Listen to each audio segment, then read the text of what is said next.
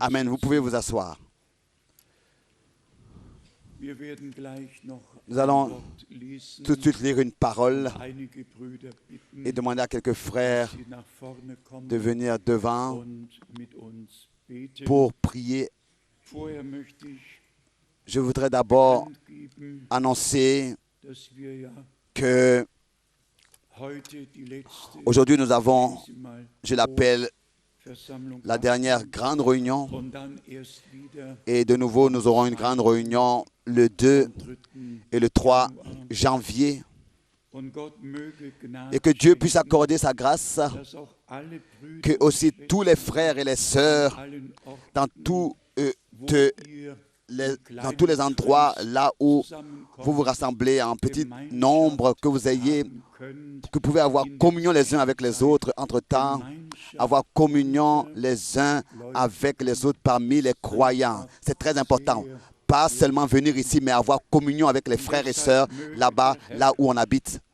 Et c'est ainsi que Dieu le Seigneur puisse bénir tous. Car il est écrit là où 2 ou bien 3 sont réunis en mon nom.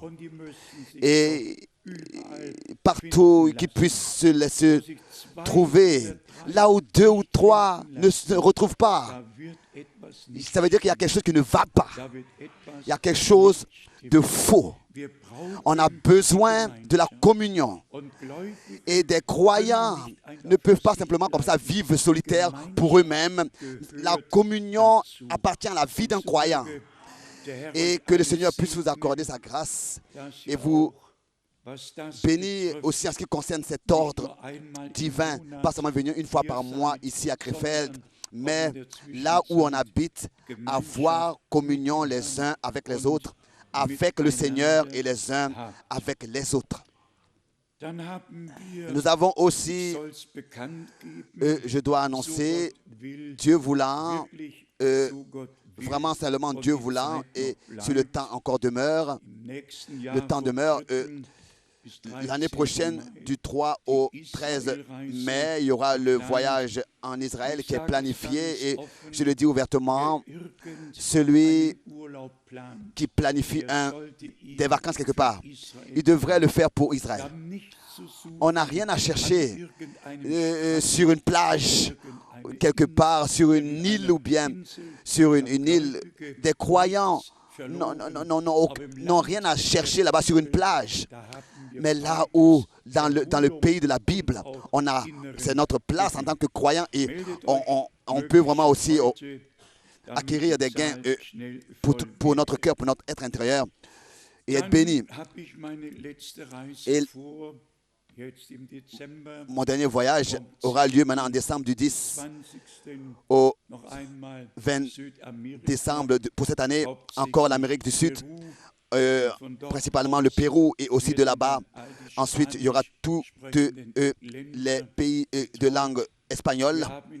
Nous avons à Lima, au Pérou, nous avons des émissions régulières de télévision et là-bas, beaucoup de personnes viennent sous l'écoute de la parole et les prédications sont acceptées, sont reçues et plus tard, bien sûr, donc, sont reçus et distribués là-bas à tous ceux qui le veulent et qui sont intéressés. La dernière station sera à Havana, à Cuba, et aussi là-bas, après 10 ans, la parole du Seigneur pourra de nouveau être prêchée et les frères et les sœurs auront la possibilité d'être aidés et par la grâce recevoir la direction divine à prendre et à suivre, car c'est de ça qu'il s'agit, que tous nous puissions marcher dans la même direction, c'est-à-dire celle qui nous est donnée par la parole de Dieu.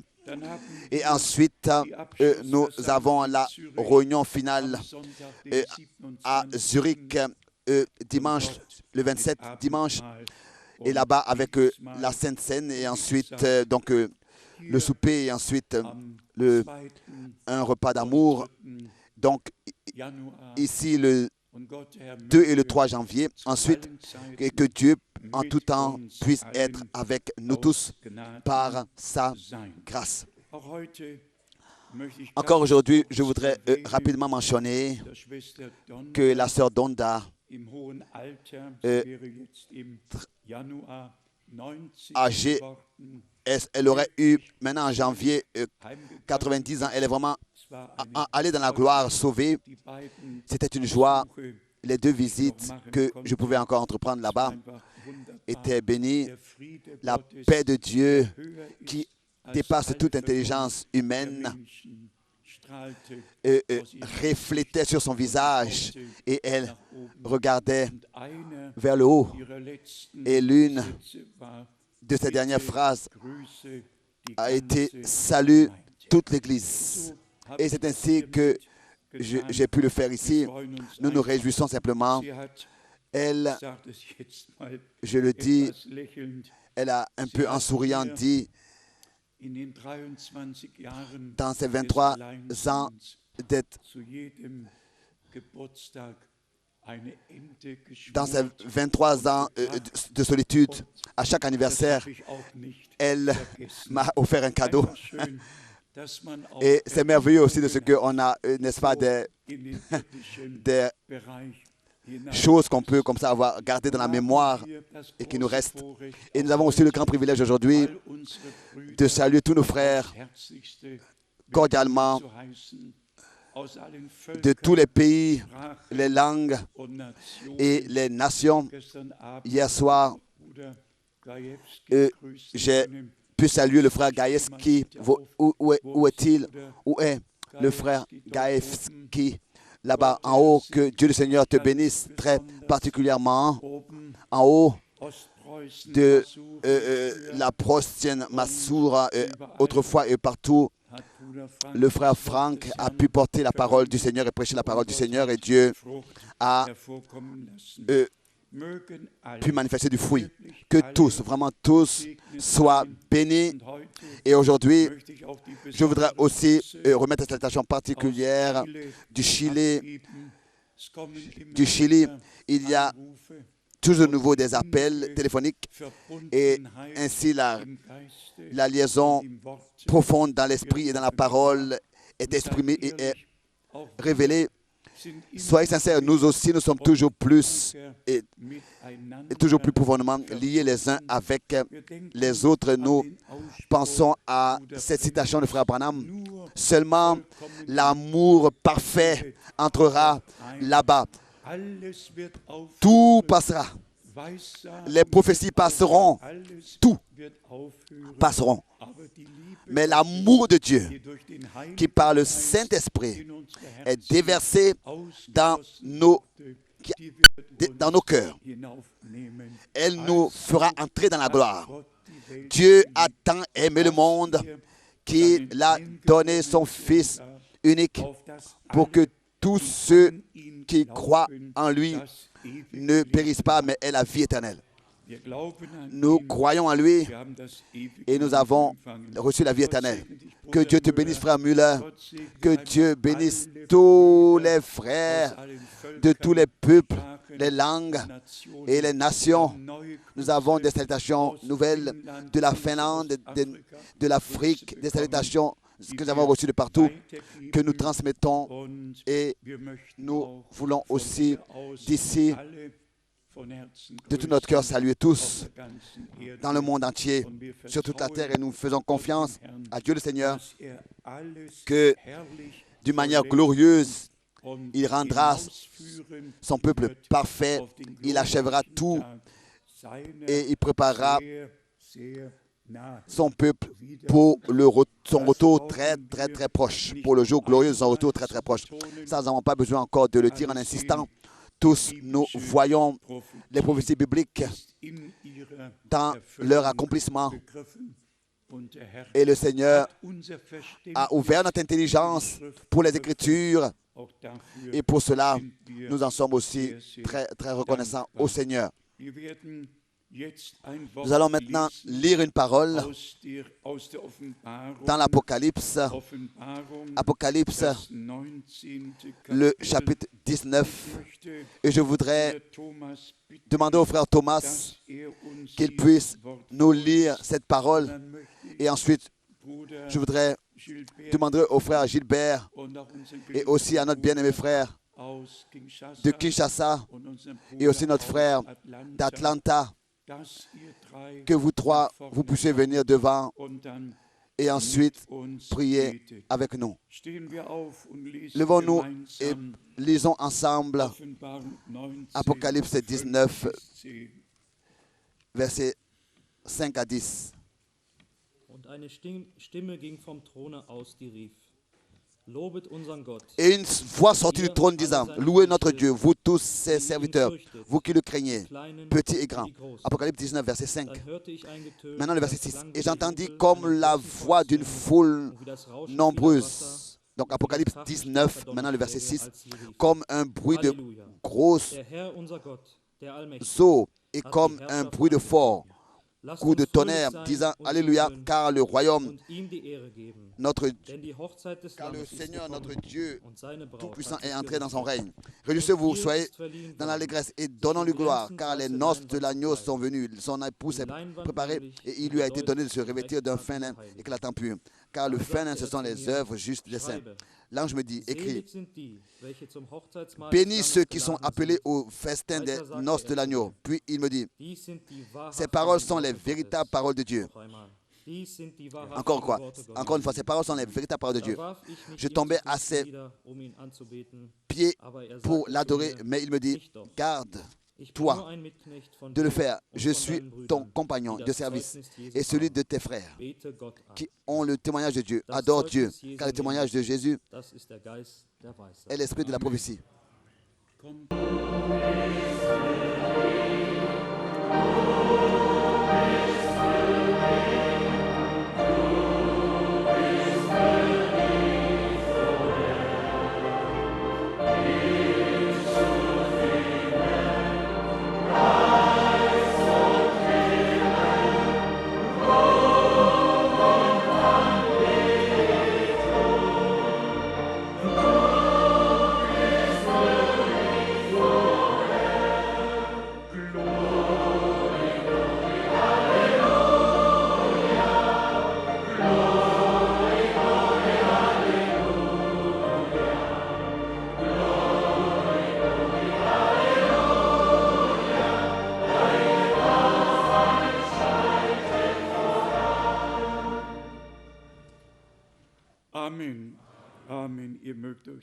Amen. Vous pouvez vous asseoir.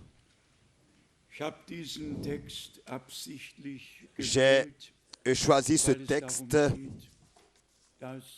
exprès parce qu'il s'agit de la préparation de l'Église épouse. C'est de ça qu'il s'agit maintenant, de sa préparation, pas de société religieuse, pas d'une quelconque réunion. Aujourd'hui, il s'agit vraiment, tel que notre frère l'a exprimé, rassemble-moi, mon peuple, tous ceux avec qui j'ai fait et avec qui, tous ceux qui ont fait avec moi une alliance, par le sacrifice de la croix à Golgotha.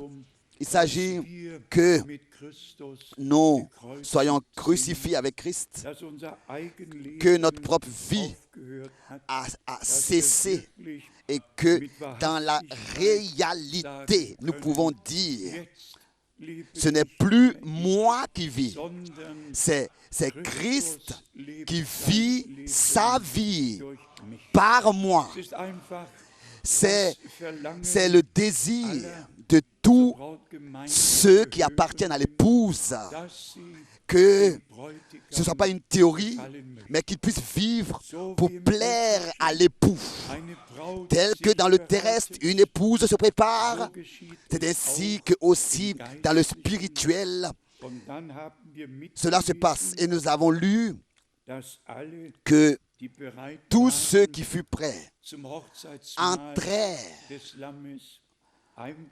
sont entrés donc dans le festin des noces de l'agneau pour là-bas, avec le Seigneur, fêter le festin.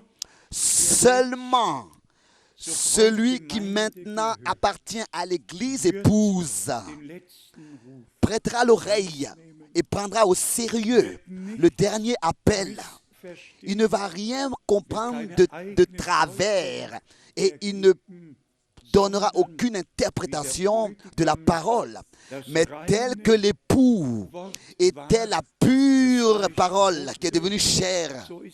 C'est ainsi que l'épouse est une épouse parole pure, dans laquelle toutes les paroles de l'Écriture trouvent leur accomplissement, aussi certains qui sont écrits dans la Bible. Hier, j'avais dans le cœur de vous montrer à vous et à tous sur la terre comment est-ce que la parole prophétique est importante. Et disons-le encore une fois, si nous avions seulement Apocalypse 10, nous n'aurions pas, et que nous n'avions pas Daniel 12, nous aurions pu interpréter ce que nous ne voulons pas et ce que nous n'avons jamais fait en fait. Mais la parole prophétique qui ensuite nous donne la clé, l'accès à la compréhension des choses pour que nous puissions comprendre qu'après ce serment, il y a seulement 3 ans et demi qui auront lieu. Ça, c'est précieux comme de l'or. C'est précieux comme de l'or pour pouvoir savoir. Et cela est très important. Celui qui a seulement Apocalypse 10, sans Daniel 12, il n'a rien compris. Il fait qu'interpréter sans comprendre ce qu'il dit. Je vous dis que la parole prophétique, l'harmonie entre l'Ancien et le Nouveau Testament nous accorde la révélation. Nous pouvons mettre les choses à leur place. Et dans le temps arrêté par Dieu. Donnons d'autres exemples. Par exemple, dans Luc, chapitre 4, notre Seigneur du prophète Ésaïe, chapitre 61 a lu et s'est arrêté en lisant au milieu d'un verset.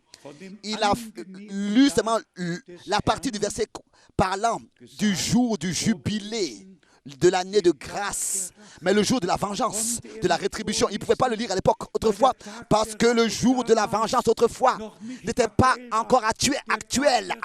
Le jour de la vengeance est aujourd'hui encore devant nous, n'est pas encore accompli. Il fallait qu'il s'arrête en lisant au milieu d'un verset et faire seulement mention de ce qui s'accomplissait autrefois. Nous pouvons aller à Osée chapitre 3 où par exemple il est écrit: celui qui invoque le nom du Seigneur sera sauvé, car le salut sera sur la montagne de Sion et à Jérusalem. Pierre, dans Actes des Apôtres chapitre 2, a fait que lire la moitié du verset. Imaginez-vous, s'il avait lu par exemple tout comme c'est écrit dans le prophète Joël, dans la deuxième partie du même verset, car à Jérusalem et sur la montagne de Sion sera le salut. Mais nous tous, alors, nous aurions dû aller à Jérusalem, sur la montagne de Sion, pour recevoir le salut. Non, je vous dis, la parole prophétique est précieuse comme de l'or. Toute la parole de Dieu, toute la parole de Dieu. Allons par exemple aux autres versets. Dans les derniers jours, je déverserai mon esprit sur toute chair, vos fils et vos filles. Ça, c'est l'une des parties du verset. Ensuite, serviteurs et servantes. Ça, c'est encore une autre chose, tout un autre passage. Sur les fils et sur les filles. Ça nous concerne dans le temps de l'Église du Nouveau Testament. Ensuite, nous allons à Apocalypse, le chapitre 7. Ne détruisez pas la terre jusqu'à que j'ai scellé les serviteurs sur leur front. L'un des passages parlant des fils et des filles, et l'autre passage du même verset parlant des serviteurs et des servantes. Je vous répète encore une fois, la parole prophétique est précieuse comme de l'or. Elle est merveilleuse, elle est magnifique et on pourrait aller de verset biblique à verset biblique et seulement remercier le Seigneur pour l'harmonie de sa parole. Pourquoi? Parce que comme hier soir déjà, nous l'avons mentionné, nous faisons bien de faire attention à la parole prophétique que nous possédons. Et nous la possédons pour la raison suivante, pour que tout soit ordonné de manière biblique. Et c'est ainsi que Dieu le Seigneur puisse nous accorder la grâce, réellement accorder la grâce, que nous puissions nous-mêmes aussi être trouvés, nous introduire, nous soumettre à la volonté de Dieu, dans la volonté de Dieu. Il ne s'agit pas seulement de pouvoir ordonner la parole prophétique à sa place, mais que nous aussi, nous puissions trouver la grâce pour obéir et nous soumettre à la parole de Dieu. Car le résultat du message de la fin qui est porté dans le monde entier sera un résultat qui n'a jamais existé sur terre. Comme l'apôtre Paul, autrefois, il a seulement visité quelques pays. Il voulait aller en Espagne à l'époque par Rome. Il voulait aller en Espagne à l'époque par Rome. C'est ainsi que nous pouvons le lire. Le frère Branham a visité à peu près exactement 12 pays. De ces 7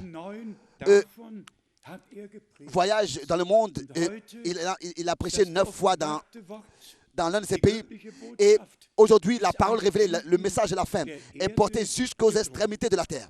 A été porté jusqu'aux extrémités de la terre. Et partout où nous ne pouvons pas aller nous-mêmes, ou bien alors où nous ne sommes pas encore allés, ce sont les brochures, ce sont, oui, les lettres circulaires, les CD et les DVD, tout ce qui est à notre disposition pour que réellement dans toutes les langues, les peuples et les nations, l'Église épouse soit appelée à sortir. Et je le dis encore aujourd'hui, dans la dernière grande réunion pour cette année, du premier week-end, ce que Dieu nous a accordé ici, ce n'est pas mes mérites, ce ne sont pas nos mérites. Nous avons tous rien su de toutes ces choses, de ce qui allait venir et comment est-ce que les choses allaient être. Nous n'avons pas su à l'avance. Mais il y a une chose que nous avons su. Nous avons su que le Seigneur a un plan, a un dessein et qu'il a un programme. Et que c'est lui qui nous donne de prendre part à son programme. Pour que nous ne soyons pas à l'extérieur, mais à l'intérieur de la volonté de Dieu. Et si nous prétendons cela, nous revendiquons cela, c'est parce que nous voulons que Dieu soit justifié. Que ce ne soit pas que nous disons seulement que nous le sommes, mais que cela soit justifié, que de tout notre cœur nous le croyons.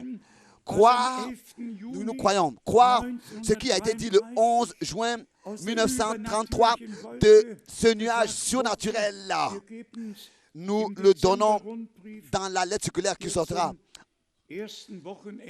dans le premier week-end de janvier, dans toutes les langues. Nous le disons ainsi, ce qui a été dit autrefois, alors que frère Branham le disait, entendait cela lui dire de manière répétée, regarde en haut, regarde. Quand il a regardé, il a vu la lumière surnaturelle, ce nuage. Et de cette nuée, la voix a retenti. Tel que Jean-Baptiste a été envoyé comme précurseur de la première venue du Christ, c'est ainsi que tu seras envoyé avec un message qui sera précurseur du retour du Christ. Ça, je le crois dans toute la simplicité, mais je ne le crois pas seulement, mais j'ai une part entière à cela. Nous avons vu cela. Le 1er avril 1962, Frère Branham a fait mention de ça, que le Seigneur lui avait ordonné d'emmagasiner la nourriture. Et le 2 avril, le Seigneur a parlé à la rue Louise 160. Il a parlé ici en Allemagne et il a mentionné l'emmagasinement et la distribution de la nourriture. Là-bas, le 1er avril et ici le 2 avril. Et tout cela a été comme ça dirigé et ordonné par Dieu sans ma participation ou bien ta participation. Qu'est-ce que nous avons pu faire influencer le fait que nous soyons ici aujourd'hui et croyons comme le dit les Écritures. C'est seulement la grâce de Dieu. Encore une parole adressée aux 12 frères qui dans les différentes langues traduisent. Qui a fait en sorte que nos frères soient là et que nous soyons rassemblés dans cet endroit le plus simple qui existe sur terre. Une maison de réunion ne peut pas être plus simple que celle-ci.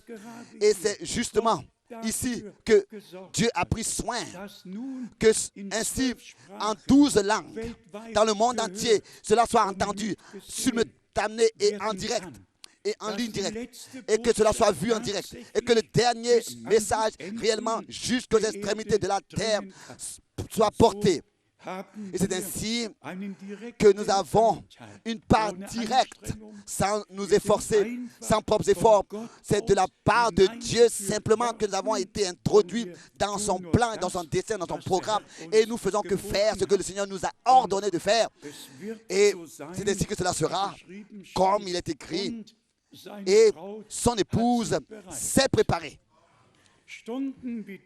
Des heures comme celle-ci, des jours comme ceux-ci sont des jours de préparation et nous pouvons toujours de nouveau, de manière nouvelle, soumettre notre propre volonté dans la volonté de Dieu et pas seulement dire que ta volonté soit faite, mais que vraiment nous puissions le penser ainsi, que cela soit ainsi de tout notre cœur. Pas seulement le dire, mais plus de propre volonté, de propre pensée, de propre chemin. Pas seulement parler de la volonté de Dieu, mais réellement que dans la réalité, ce soit la volonté de Dieu qui soit faite. Et que toutes les fausses doctrines restent dehors. Restent dehors. Nous n'allons pas pouvoir changer les choses. Par exemple, dans les jours de Moïse, que Aaron, le frère de Moïse, avait fait donc n'est-ce pas une idole et un bélier en or et ils ont dansé autour. Nous ne pouvons rien changer à tout ce qui s'est passé. Nous ne pouvons pas changer que 250 ont apparu et on dit à Moïse, tu n'es pas le seul ici. Nous aussi, nous sommes encore là. Ce n'est pas seulement avec toi que Dieu a parlé. Dieu a parlé aussi avec nous. On ne peut pas changer les choses. Et moi, je ne vais pas non plus m'occuper de ces choses, même si c'est avec douleur. Je vais devoir laisser les choses ainsi. Tout devait être ainsi, tel que c'était, pour que les hommes puissent prendre une décision et se mettre du côté de Dieu et pour décider de quel côté ils veulent se tenir. Nous regardons aussi dans les jours et dans les années passées, et comme déjà hier, je l'ai dit, seulement dans cette année, j'ai eu 88 vols, 88 décollages et atterrissages de pays en pays et de ville en ville pour ainsi porter le message divin et ainsi accomplir l'ordre, le mandat que le Seigneur, par sa grâce, a accordé. Et ensuite, aussi des expériences merveilleuses, personnelles, qui pour vous n'ont pas une signification, mais pour moi, parce qu'elles sont personnelles, je pourrais presque dire, elles ont une signification éternelle, je le dirais presque, mais seulement pour moi. Pas pour vous, même si ce sont les merveilleuses les plus grandes et les plus merveilleuses que je pourrais mentionner et que je mentionnerai. Pour moi, elles ont une signification. Comme par exemple, alors que en janvier 81, j'ai vu l'enlèvement. J'ai été enlevé et je regardais à ma droite et j'ai vu le troupeau qu'on ne peut compter. Tous étaient habillés en blanc, tout était jeune, il avait 17-18 ans et pas plus. Et ça, je ne l'ai pas dit parce que frère Branham l'avait vu et l'avait dit. Ça, je l'ai dit parce que je l'ai vu et je l'ai expérimenté. J'étais au premier rang et j'ai regardé à ma droite, j'ai pu regarder à ma droite. Toutes ces expériences-là ont pour moi une signification. Et aussi très particulièrement, et ça je voudrais aussi rapidement le mentionner, je ne savais rien de ce que frère Branham le 18 décembre 65 avait eu cet accident terrible. Et qu'est-ce qui s'est passé? C'est une conduite de Dieu. Je le dis simplement, faites ce que vous voulez avec cela. Le 24 décembre 1965, après 23 heures, j'ai vu frère Branham sur un nuage, penché devant en costume, comme je le connais, monter. Et je lui ai dit, dans cette vision, dans cette expérience, frère Branham, tu n'es pas le Fils de l'homme. Pourquoi est-ce que je te vois monter sur la nuée? C'est pas comme ça, sans savoir que c'était le moment, pendant que je le voyais, c'était justement le moment exact où il était en train de quitter la terre et aller dans la gloire.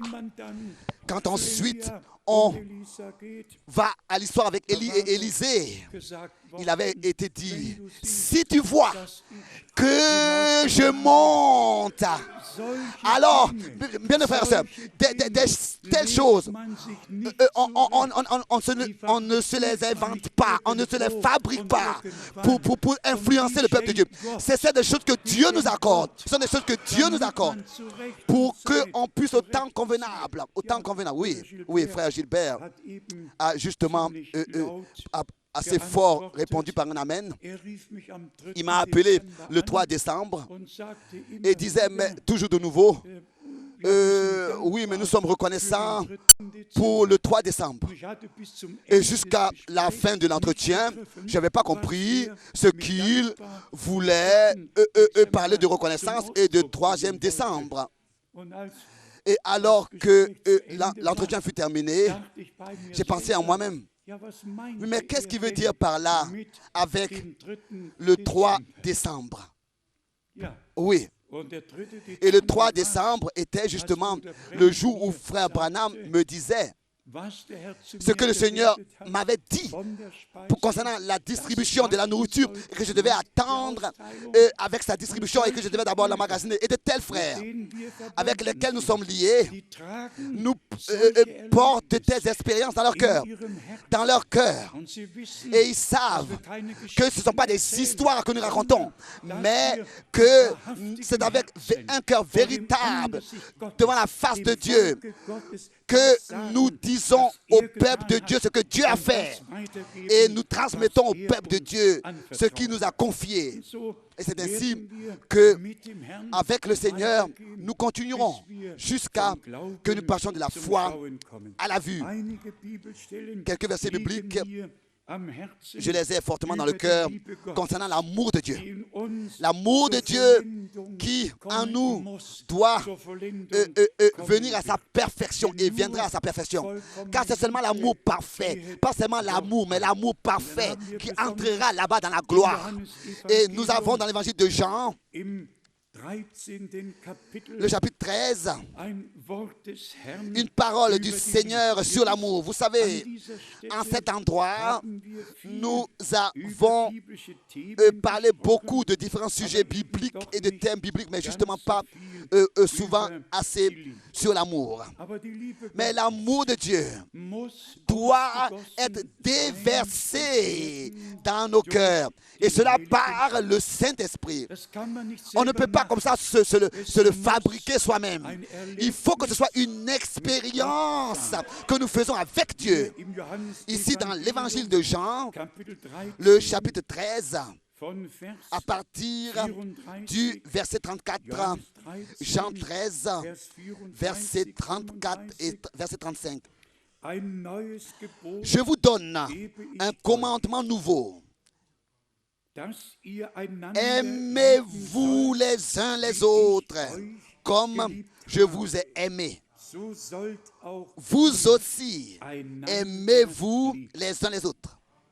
Est-ce que ça c'est déjà en nous comme ça une pratique? Est-ce que c'est une réalité que ce vrai amour divin de Dieu, sans faire la différence entre les personnes, soit manifesté? Aimez-vous les uns les autres du même amour avec lequel Dieu nous a aimés. C'est avec le même amour que nous devons nous aimer les uns les autres. Que Dieu puisse nous accorder sa grâce pour cela. Car l'amour de Dieu est le lien de la perfection. Et Dieu veut nous conduire dans la perfection. Car quand il s'agit de la connaissance, alors Paul dit que la connaissance, elle est en partie. Les prophéties sont en partie. Tout est en partie. Mais l'amour de Dieu, elle conduit à la perfection en nous, tel que dans la rédemption. Tel que la rédemption est entrée dans la perfection. C'est ainsi que l'œuvre de la rédemption a été accomplie parfaitement. C'est ainsi que toutes nos fautes et transgressions ont été placées sur l'agneau de Dieu. Et éternellement, nous avons été délivrés et rachetés. Nous avons trouvé la grâce devant Dieu. Nous avons été élus, et cela avant même la fondation du monde, pour dans ce temps maintenant prêter l'oreille à ce que l'Esprit dit à l'Église, à dire à l'Église, pour ainsi être apporté en accord avec Dieu et sa parole, sans considérer bien sûr ce que les hommes disent. Dieu, lui, il ne va pas poser la question aux hommes quand il te prononcera le jugement. C'est simple de comprendre cela. Le Seigneur veut que nous puissions mettre sa parole en pratique. Et pour cela, nous avons besoin de sa vie et de sa nature pour que dans nos rapports mutuels, nous puissions manifester l'amour de Dieu. Dans Jean 13, verset 34, encore une fois, je vous donne un commandement nouveau. Aimez-vous les uns les autres. Comme je vous ai aimé, vous aussi, aimez-vous les uns les autres, sans exception de personne, sans favoritisme.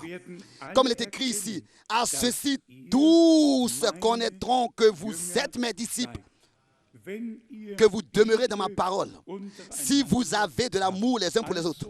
Donc, pas de la théorie.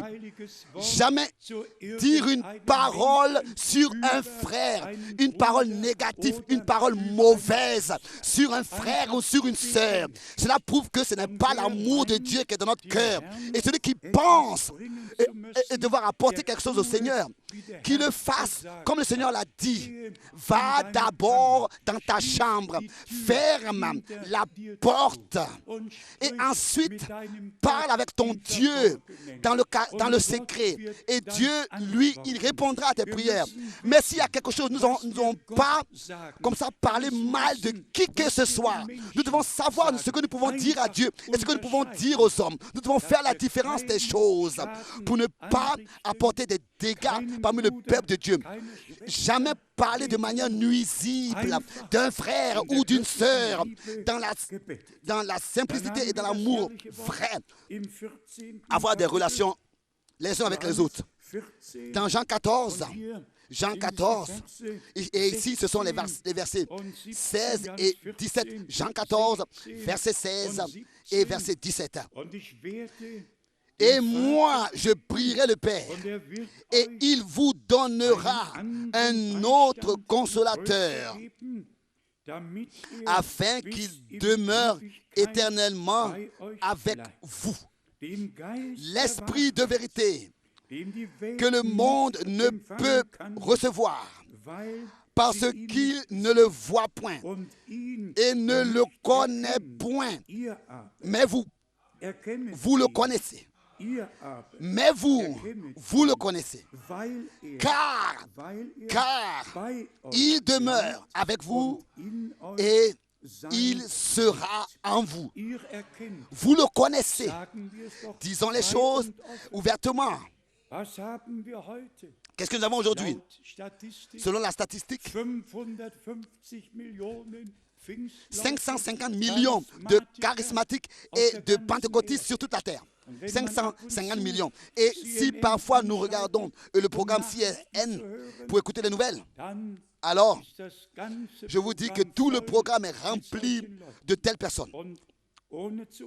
Et ça porte un jugement. C'est un théâtre religieux. Ce sont des imitations. Chacun fait ce qu'il veut. Chacun croit ce qu'il veut. Tous font ce qu'ils veulent. Mais l'église épouse n'a rien à voir avec cela. Elle est mise à part, séparée, appelée à sortir de tout cela. Et aussi la parole dans le prophète Daniel, chapitre 12, nous l'avons vu directement après qu'il a été dit ce qui va se passer et quand est-ce que cela se passera. Il est écrit que beaucoup seront mis à part, blanchis et purifiés. Avec le dernier message, bien mes frères et sœurs, c'est lié à la séparation, au blanchissement et à la purification des croyants. Et cela nous ramène à 2 Corinthiens chapitre 7 verset 1 où il est écrit justement que nous devons nous purifier et nous sanctifier dans la chair et dans l'esprit. Et ici, dans le chapitre 14, verset 26, Jean 14, verset 26, mais le consolateur. Beaucoup de traductions disent le consolateur. L'Esprit Saint, que le Père enverra en mon nom, vous enseignera toutes choses et vous rappellera tout ce que je vous ai dit. C'est le Saint-Esprit qui inspire la parole. Lui qui a dicté la parole et qui a inspiré la parole. Ce sont des saints hommes qui ont parlé de la part de Dieu et qui ont écrit. Et nous avons la sainte parole de Dieu inspirée. Et la parole, ainsi, par le Saint-Esprit, nous est vivifiée, nous est rendue vivante. Nous n'avons pas besoin de nous efforcer pour comprendre quelque chose, pour comprendre ce que Dieu veut nous dire. Cela nous est révélé simplement. Les enfants de Dieu, les plus simples, peuvent comprendre ce que Dieu a révélé. Ils n'ont pas besoin de personne. Ils n'ont pas besoin de quelqu'un pour recevoir des cours particuliers. Ensuite, nous avons le verset merveilleux dans l'évangile de Jean, chapitre 15.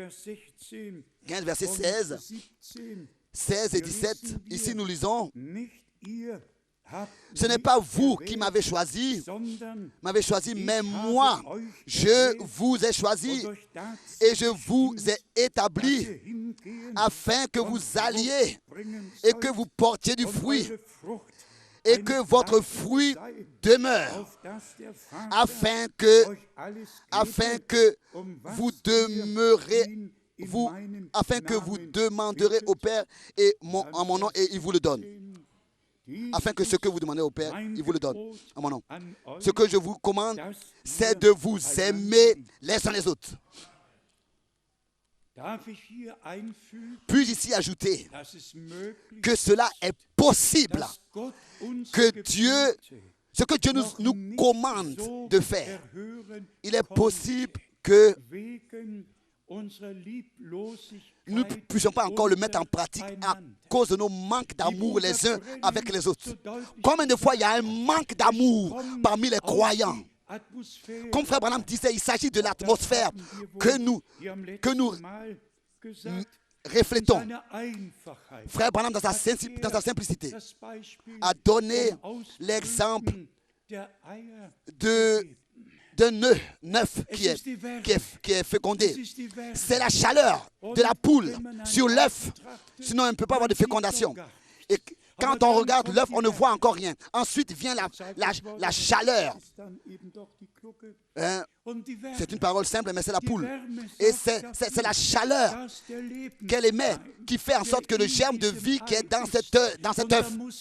Et d'abord, il faut qu'il y ait eu une fécondation. S'il n'y a pas eu de fécondation dans l'œuf, il peut pas. C'est un œuf pourri, un œuf qui va pourrir. Il faut qu'il y ait eu une fécondation. Il faut qu'il y ait eu une relation avec Dieu qui a été rétablie. Subitement, pic, le poussin frappe et ouvre lui-même le couvercle et sort. C'est avec nous différent. Non, c'est la chaleur. C'est le Saint-Esprit qui nous couvre de son ombre. Et encore cette parole, là où en nous lisons par exemple dans Genèse que l'Esprit de Dieu, chez nous, dans la parole originale, ici il est dit, et l'Esprit de Dieu se mouvait. Dans le texte original, c'est se mouvait en émettant une chaleur au-dessus des eaux. C'est la chaleur qui fait en sorte, n'est-ce pas, que la pluie fait en sorte que la semence meurt, et le soleil fait en sorte que la semence sort et produit de son fruit. Et tout va ensemble et travaille ensemble. C'est pour cette raison que nous devons nous occuper de ces choses.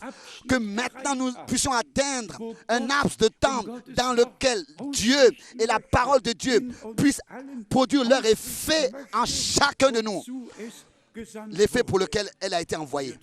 Et nous pouvons toujours de nouveau, par la grâce de Dieu, expérimenter ces choses.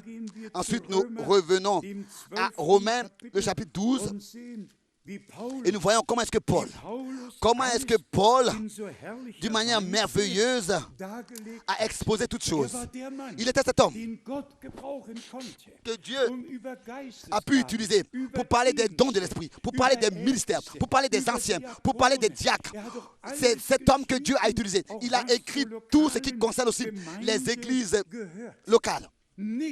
Rien n'a été oublié par Dieu. Tout nous a été transmis dans la parole de Dieu. Ici, dans Romains, le chapitre 12, nous lisons à partir du verset 9. Que l'amour soit sans hypocrisie. Ayez le mal en horreur. Attachez-vous fortement au bien. Sans hypocrisie, pas avec deux faces, mais avec un cœur pur, avec un cœur pur. Aimez-vous les uns les autres de tout votre cœur, Par amour fraternel, verset 10, soyez pleins d'affection les uns pour les autres, par honneur, useux de prévenance réciproque. Ayez du zèle et non de la paresse. Soyez fervents d'esprit, servant le Seigneur. Fervent d'esprit, servez de feu.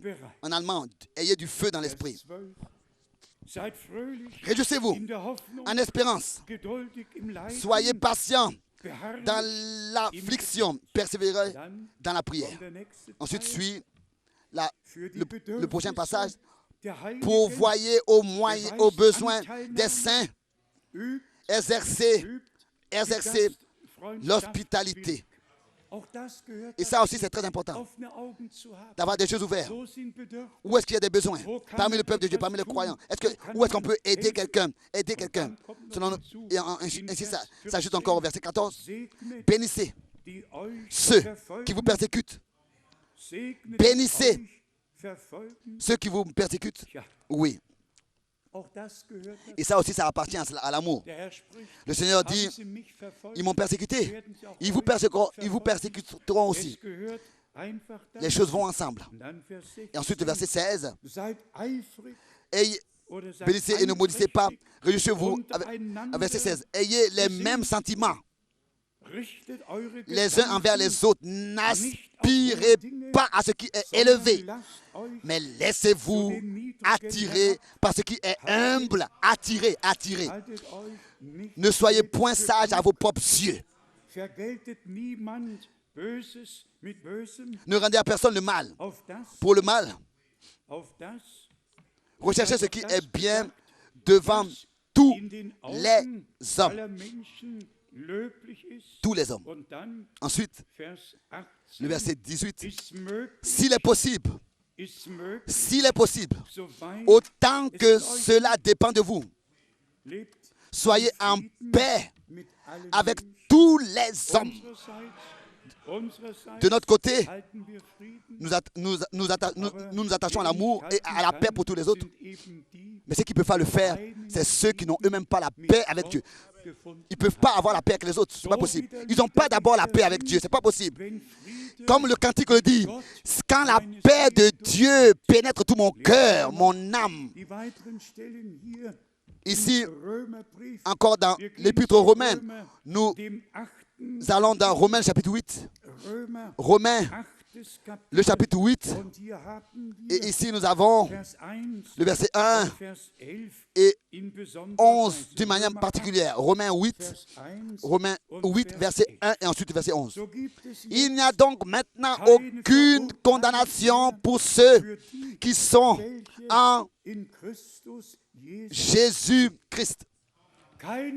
Il n'y a pas de condamnation. Il n'y a plus de condamnation. Et s'il n'y en a plus, il n'y en a pas, ça veut dire qu'il n'y en a pas. Justifié par le sacrifice sur la croix à Golgotha. On ne peut pas faire un reproche à un frère et à une sœur, rien du tout. Car tout a été porté par l'agneau de Dieu sur la croix à Golgotha. Et c'est par la foi en Jésus-Christ que, par le sang de l'agneau, une fois pour toutes, nous avons été justifiés, oui, délivrés. Et ensuite, déclarés libres. Et ensuite, au verset 11, Romains 8, verset 11.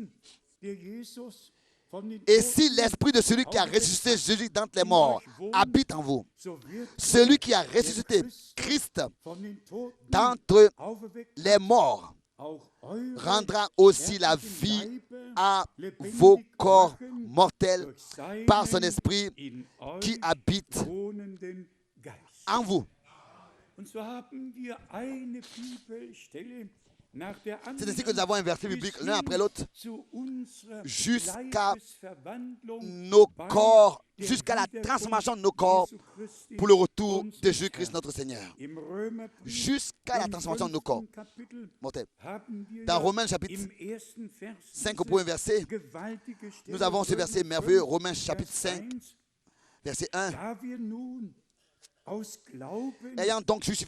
Étant donc justifiés par la foi, nous avons la paix avec Dieu par notre Seigneur Jésus-Christ. Donc, acceptons la rédemption, la pleine rédemption, le plein salut dans la foi et venons à la paix. Nous entrons dans le repos de Dieu, car il y a un repos présent pour le peuple de Dieu, un repos en Jésus-Christ, notre Seigneur, où nous nous reposons de nos propres œuvres. Et nous entrons dans l'œuvre accomplie de la rédemption et nous nous reposons dans la rédemption accomplie.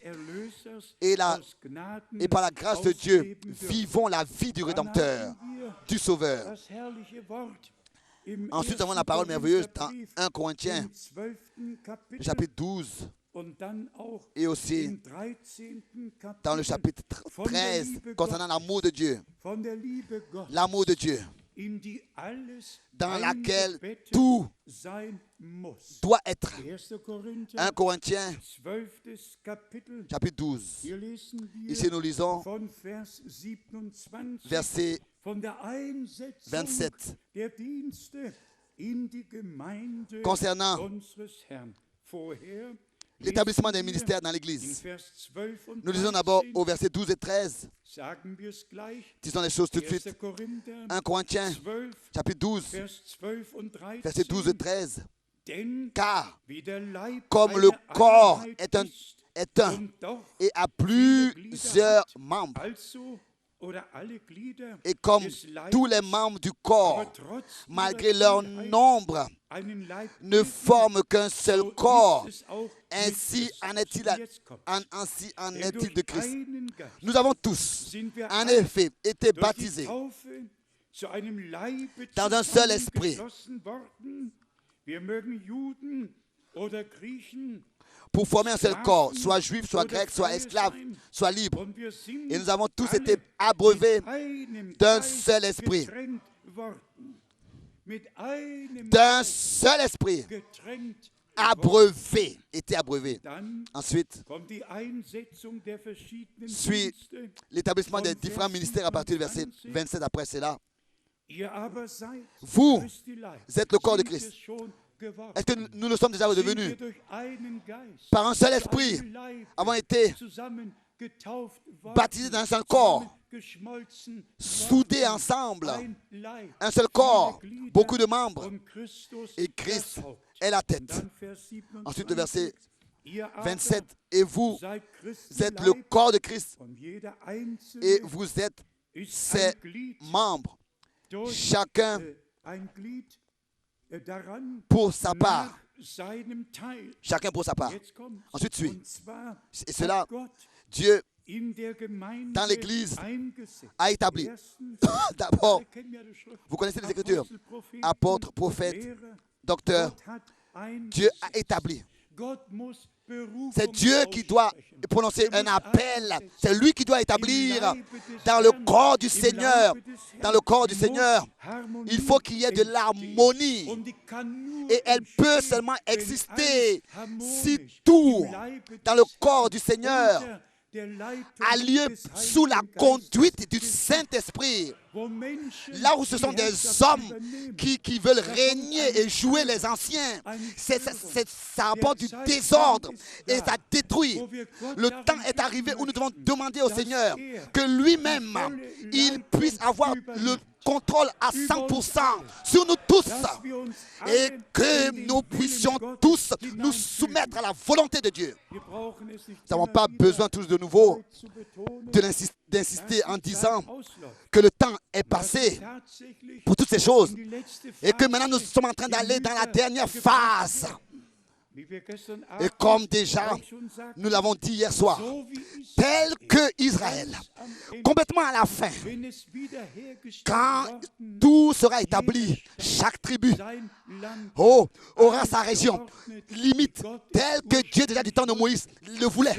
C'est comme ça que maintenant dans l'Église épouse rétablie, il faut que tout soit tel que Dieu l'avait promis dans l'Église.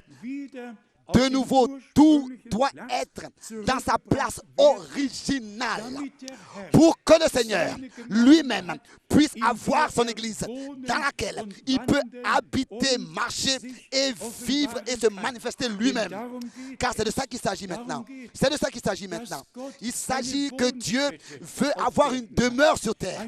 Il a une demeure, une tente d'assignation dans laquelle lui-même il reçoit tout ce qui lui revient de plein droit dans son Église, où des dons et des devoirs et des ministères sont distribués par lui-même, où sa volonté réellement peut aussi avoir lieu. Et ensuite, c'est seulement ensuite que nous venons au chapitre 13. 1 Corinthiens, chapitre 13, l'un des chapitres les plus importants. Et quand je parlerai les langues des anges, des hommes et des anges, si je n'ai pas l'amour, je suis un airain qui résonne ou une cymbale qui retentit. 1 Corinthiens 13, verset 1. Et ici nous avons un miroir devant nos yeux. Et cela commence avec le verset 13, déjà dans le chapitre 13. Maintenant donc, ces trois choses demeurent. La foi, l'espérance, l'amour. Mais la plus grande de ces choses, c'est l'amour. Oh, amour de Dieu, comme nous le chantons. Amour de Dieu. L'amour de Dieu, c'est par amour que Dieu, avant même la fondation du monde, nous a élus. C'est par amour qu'il est venu à nous. C'est par amour qu'il est allé sur la croix et qu'il a accompli parfaitement la rédemption, la réconciliation, la grâce et le salut. Et nous pouvons ainsi recevoir ce don de la grâce de Dieu entièrement, l'accepter entièrement. Et comme nous l'avons déjà insisté en disant, nous pouvons maintenant, nous avons la grâce maintenant de prêter l'oreille à ce que l'Esprit dit aux églises sans porter un jugement. Est-ce que vous avez déjà entendu que dans tous ces campagnes d'évangélisation des pentecôtistes et des charismatiques, ce n'est pas Dieu qui parle, mais qui parle dans toutes ces réunions? L'ancien tel et tel, l'évêque tel et tel, le pasteur tel et tel. Et cela ne nous intéresse pas. Nous avons besoin pas d'un esprit religieux. Nous avons besoin de Dieu parmi nous. Dieu lui-même. Et que Dieu puisse recevoir ce qui nous revient de plein droit dans son Église. Et que nous puissions avoir part à ce que Dieu fait maintenant. Alors que notre ami de la Norvège, qui maintenant fait partie de l'administration à Genève avec toutes les communies, le système communique. Il disait que l'Église évangélique devrait aussi accepter Marie, l'Église évangéliste, parce qu'elle n'est pas seulement catholique. Marie est aussi protestante, évangéliste, et elle devrait aussi jouer son rôle dans l'Église évangélique. Dans l'église de Jésus-Christ, ce n'est pas quelqu'un qui joue un rôle. Seulement le Seigneur joue un rôle. Seulement le Seigneur a un rôle dans son église, pas un homme. Le plus grand devoir que Marie a reçu, le plus grand mari, le plus grand exemple qu'une femme ou bien qu'une vierge aurait reçu. Elle a accompli son rôle. C'est tout. Et puis avec cela, tout était terminé. Il n'y a pas encore quelqu'un qui joue un rôle dans l'église. Et encore une fois, elle apparaît dans Actes Apôtres chapitre 1, disant que Marie était parmi les 120 et les frères de notre Seigneur. Et ensuite, nous n'entendons plus parler de Marie. Mais l'Église s'unit. Elle s'unit. Et ils cherchent un consensus. Une entente. Ils veulent se mettre d'accord sur quelque chose. Non. Nous voulons être en accord avec Dieu. Nous voulons être en accord avec la parole de Dieu. Avec le message divin de l'heure. Être en accord. Être en harmonie avec ce que Dieu a dit. Être en accord avec Dieu et sa parole. Et c'est seulement comme ça que nous pouvons marcher ensemble, aller de l'avant et être préparés pour le jour glorieux de notre Seigneur. Dans Galates, le chapitre 5, dans Galates, le chapitre 4, nous lisons ces paroles merveilleuses. Galates 4, verset 4 jusqu'à 6. Mais lorsque les temps ont été accomplis, Dieu a envoyé son Fils, né d'une femme, née sous la loi, afin qu'il rachète ceux qui étaient sous la loi, afin que nous recevions l'adoption. Afin que nous recevions l'adoption. Oh, quelle parole merveilleuse! Pour que ça n'a pas eu lieu à cause de lui, ça a eu lieu à cause de toi et à cause de moi et à cause de nous. Pour que nous puissions recevoir l'adoption. Ensuite, et parce que vous êtes fils, Dieu a envoyé dans nos cœurs l'esprit de son Fils, lequel crie Abba Père. Quand le temps fut accompli, disons cela ouvertement. Quand la fin des temps est venue dans son accomplissement, Dieu a donné un nouveau mandat pour appeler l'Église épouse à sortir. Et comme souvent nous l'avons mentionné, le Seigneur a eu ses prophètes, a eu ses apôtres, il les a repris.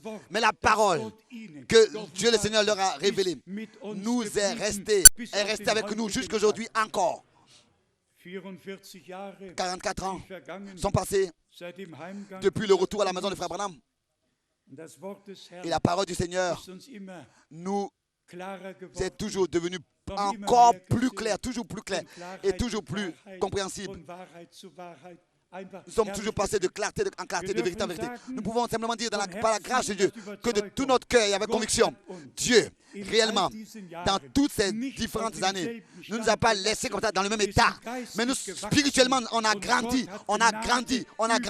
Et Dieu a accordé sa grâce, et encore une fois sa grâce. Ils ne sont pas seulement venus pour écouter la parole de Dieu. Nous sommes ici parce que nous avons reçu la parole de Dieu révélée par le Saint-Esprit. Ce ne sont pas des hommes qui ont enseigné et instruit. C'est le Saint-Esprit qui nous a conduits dans toute la vérité et nous a enseigné. Et la parole de Galates, le chapitre 5, Galates, chapitre 5, verset 13, 14, 15.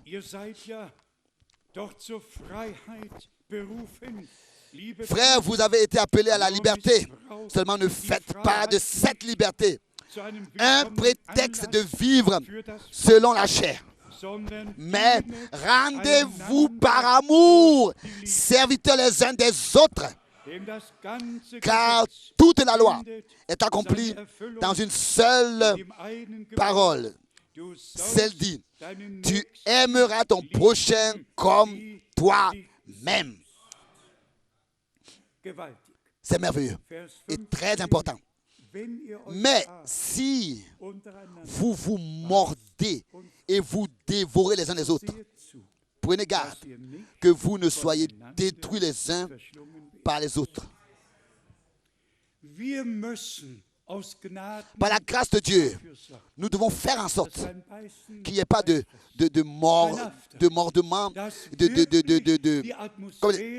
de dévorement, qu'on ne soit pas en train de parler de quelqu'un alors qu'il n'est pas présent, parler mal. Si nous disons quelque chose, s'il y a quelque chose, nous devons la porter dans notre chambre devant la face de Dieu. Et prier pour que Dieu accorde l'harmonie parmi les frères et qu'elle demeure et que nous soyons certains. Qu'est-ce que nos paroles produisent sur les autres? Ce que nous disons, qu'est-ce que ça produit? Quel objectif ça? Ensuite, le verset 18 et 19. Ici, nous avons donc toute la description, la liste du vieil homme, chacun peut, et de ses œuvres, et de tout ce qu'il apporte avec lui. Et il est écrit à la fin du verset 21. Ceux qui commettent de telles choses ne pourront jamais hériter le royaume de Dieu. Toute une liste de tout ce qui nous fait sortir du royaume de Dieu, ne nous fait pas entrer, nous exclut du royaume de Dieu. Ensuite, du verset 22 jusqu'au verset 22, donc. Mais le fruit de l'esprit, c'est l'amour, la joie, la paix, la patience, la bonté. En allemand, la tendresse, la douceur, la bienveillance, la foi, la douceur, oui, ça vient. La maîtrise de soi. La loi n'est pas contre ces choses. Ceux qui sont à Jésus-Christ ont crucifié la chair avec ses passions et ses désirs.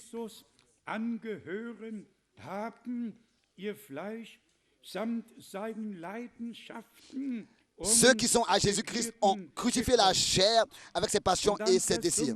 Ensuite, le verset 25.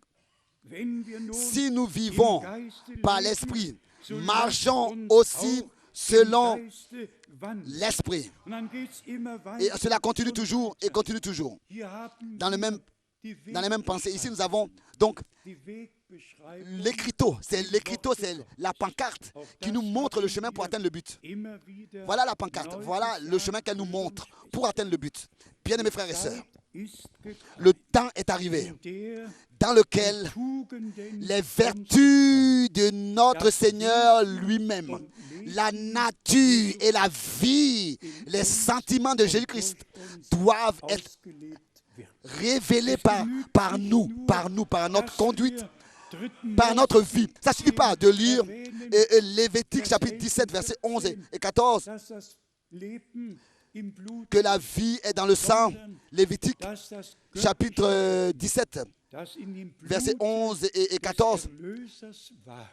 Mais la vie qui était dans le sang, elle doit être par la grâce de Dieu en nous. La même vie qui était dans le sang. C'est la preuve que nous avons été rachetés. Comme dans 1 Jean le chapitre 5, dans 1 Jean le chapitre 5, cela nous a été transmis. 1 Jean le chapitre 5, versets 7 et 8.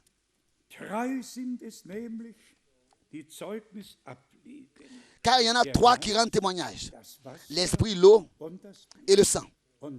Et les trois sont d'accord, sont unis. Complètement à la fin.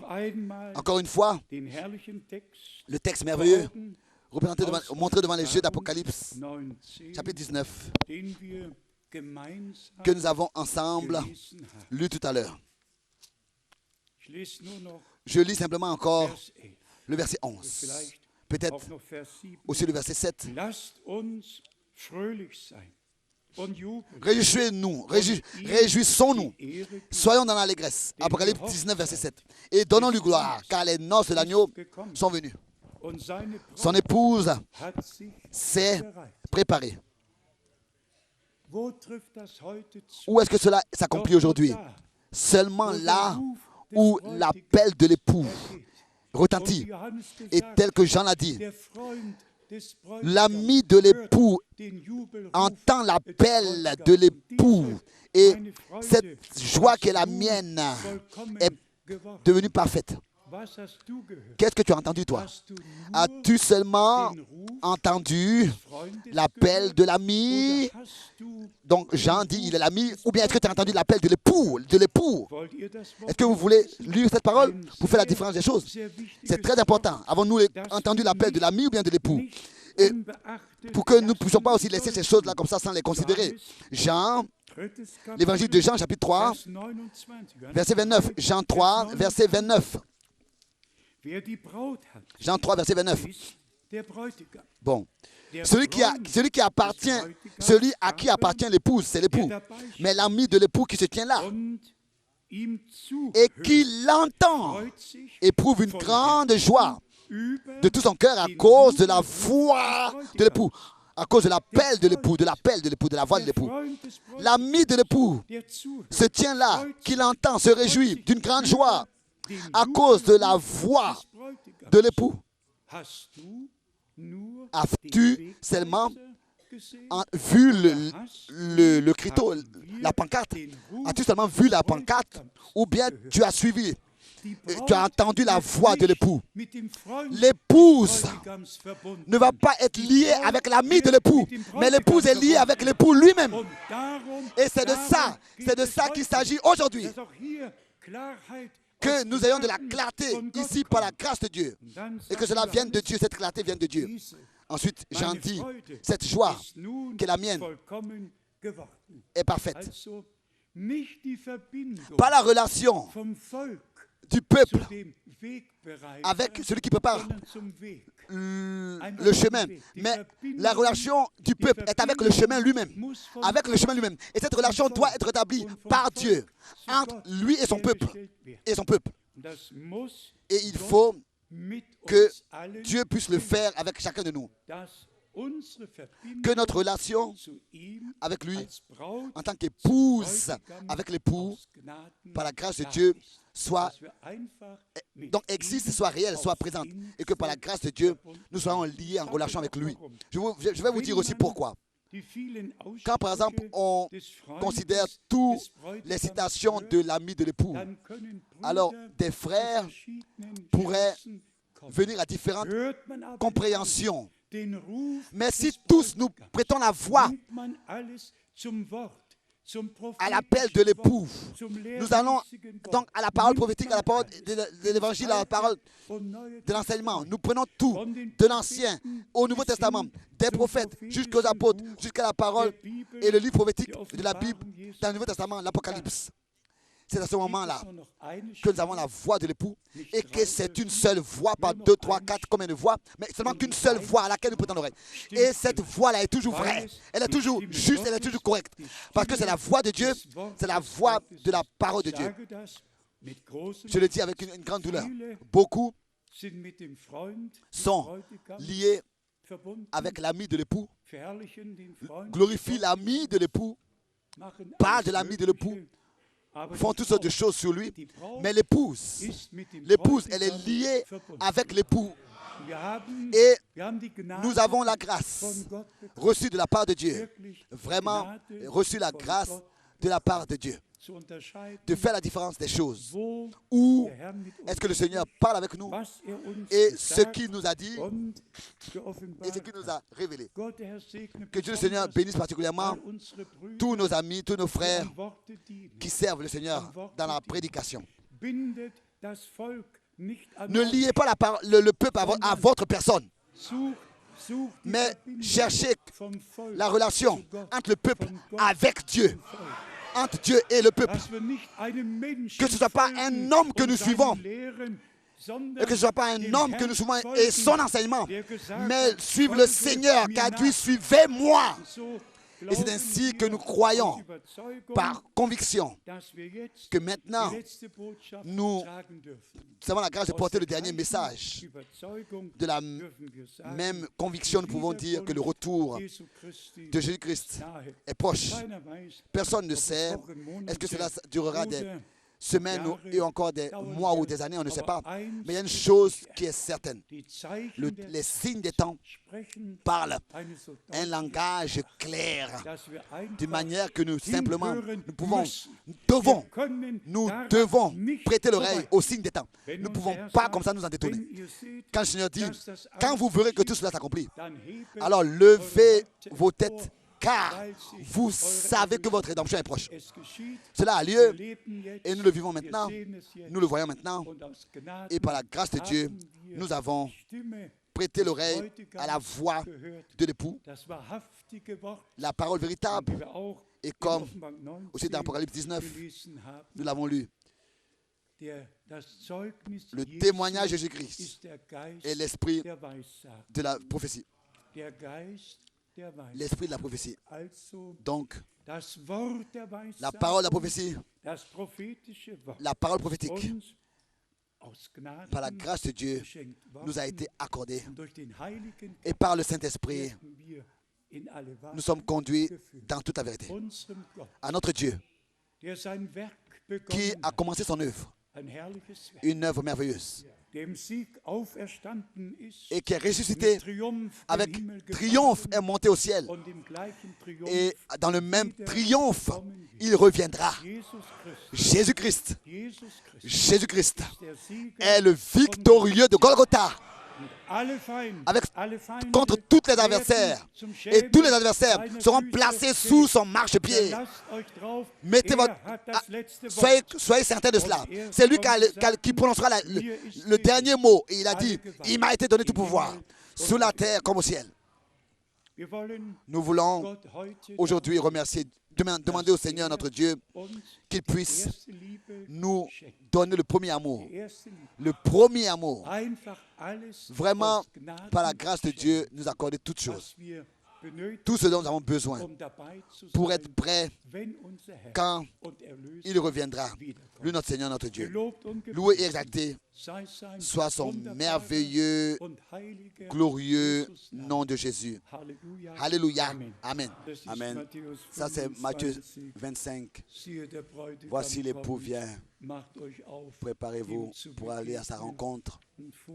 Et avant le chapitre 25, il y a le chapitre 24, que la nourriture est distribuée. Et ensuite, l'introduction dans ce qui se passe dans le chapitre 25. Tout est ordonné par Dieu lui-même dans sa parole. Nous avons seulement besoin de la recevoir révélée.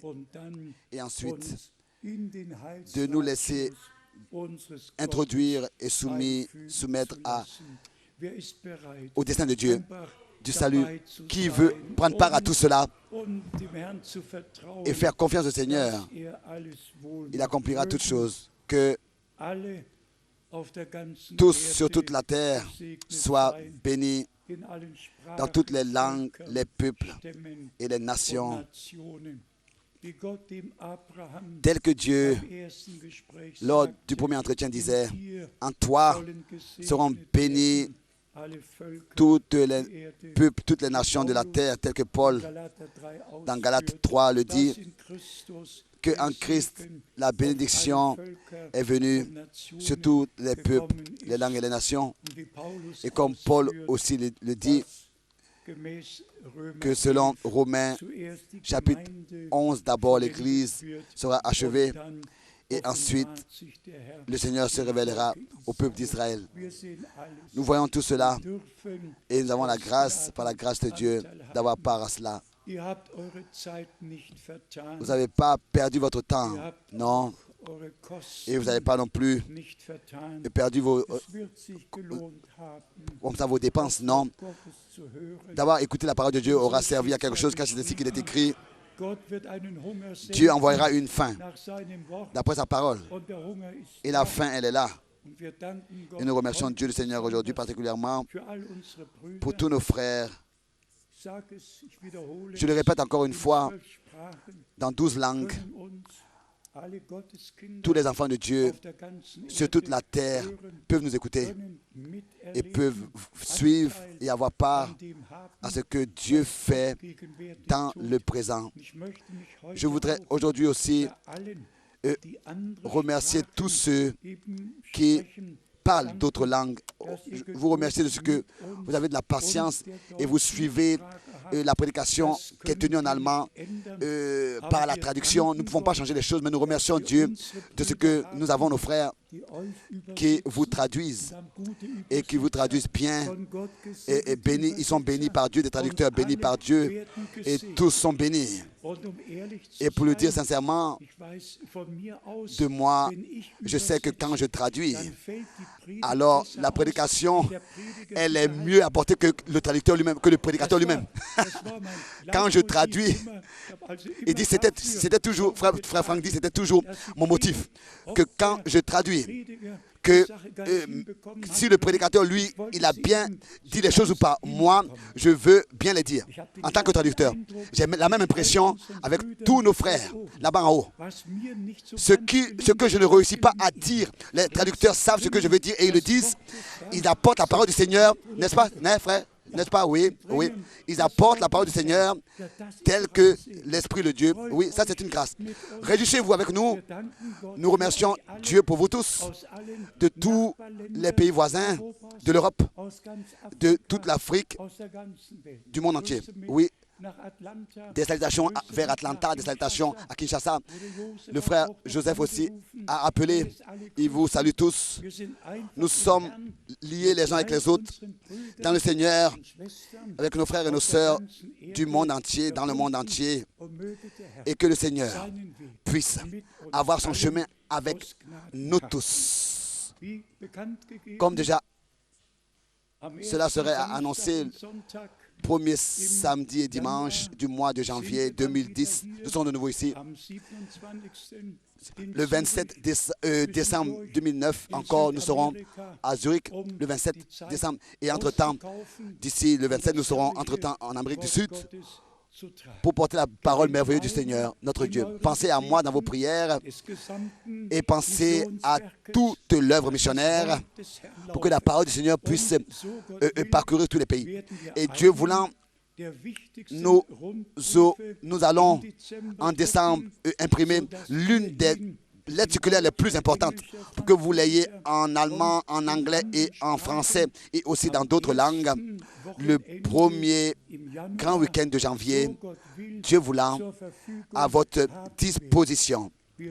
Nous sommes arrivés dans un temps très décisif et le Seigneur aura son chemin avec chacun de nous jusqu'à la fin. Et celui qui veut aller en Israël avec nous, il peut s'inscrire auprès de la sœur Elisabeth Fleck au bureau. Maintenant, nous demandons au frère Müller qui puisse venir et encore prier avec nous. Priez. Viens et prie encore.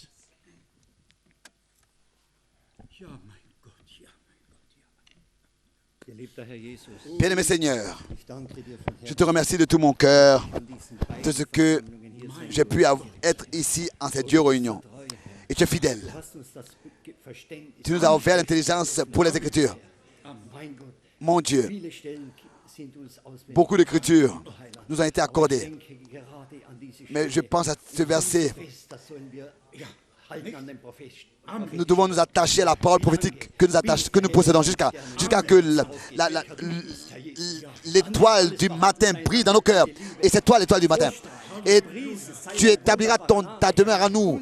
Tu as promis de vivre et d'habiter à nous et de te manifester. Je te demande, bénis chaque cœur. Oh Dieu, sois avec chacun. Et tous ceux qui sont en ligne, en direct, bénis chacun. Nous sommes en liaison avec chacun parce que tu prouves ta parole. Je te remercie pour cela. Et je te demande particulièrement, sois avec notre bien-aimé frère. Alors qu'il va en voyage, sois avec lui, bénis-le et conserve-le. Nous te remercions pour cela, pour que son mandat soit exécuté et que ta parole atteigne les extrémités de la terre. Nous voulons être prêts. Bien-aimé Seigneur, pour que nous puissions dire, viens bientôt Seigneur Jésus. Loué et exalté soit ton merveilleux nom. Amen.